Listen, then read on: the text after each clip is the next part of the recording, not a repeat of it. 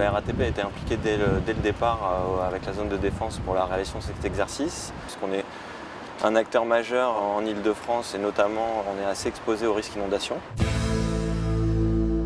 Aujourd'hui, il faut savoir que si on était soumis à une crue de type 1910 et qu'on ne protégeait pas le réseau RATP, on aurait plus de 150 km de tunnels inondés et des dégâts qui s'évalueraient à plusieurs milliards d'euros. Donc face à ça, la RATP a développé depuis de nombreuses années un plan de protection contre le risque inondation, qui est vraiment comment on protège nos infrastructures et nos matériels roulants face à la montée des eaux, et également un plan de continuité d'activité. On est une entreprise de 45 000 salariés. Il est crucial que les agents aient conscience de cette problématique-là, des impacts que ça aurait sur le réseau, mais aussi sur leur activité, et qu'ils sachent bien ce qui sera attendu d'eux à chaque moment de cet état de crise.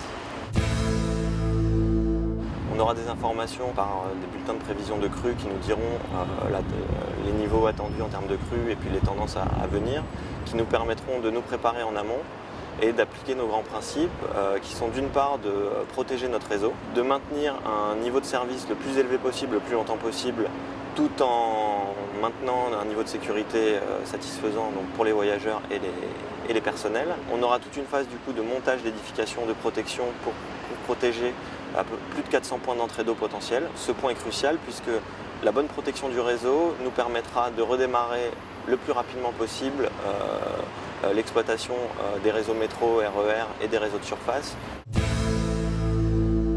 Notre plan de protection et de continuité d'activité a été basé sur des hypothèses, type une crue de 1910. Donc on a fait des prévisions en fonction de ce scénario-là. Dans la vie réelle, lorsque la crue de la Seine surviendra, il y aura des adaptations et des décisions qui seront prises.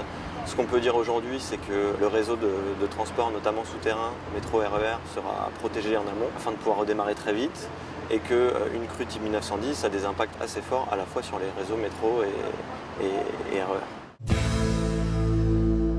On a de nombreuses interconnexions, interdépendances avec certains opérateurs. Alors, pour les principaux, il y a bien sûr la SNCF, la Ville de Paris, ERDF et RTE pour la fourniture d'énergie, mais également la préfecture de police et la zone de défense pour les décisions majeures. On va protéger complètement le réseau de transport, mais il faut vraiment s'assurer que la protection elle soit partagée et qu'elle soit commune afin d'éviter qu'une défaillance chez un tiers vienne avoir des impacts sur le réseau RATP.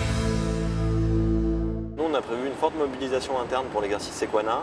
On va mobiliser notre organisation de crise pendant plusieurs jours pendant la phase de crue. On a également prévu de faire des déploiements d'édifications de protection sur le terrain. Donc il y en aura plusieurs dans Paris, du côté d'Invalide, près des quais de Seine, vers les stations Sully-Morland et Saint-Paul, ou encore vers la gare de Lyon. Et on met également des protections en place pour protéger le siège de la RATP, quai de la Râpée.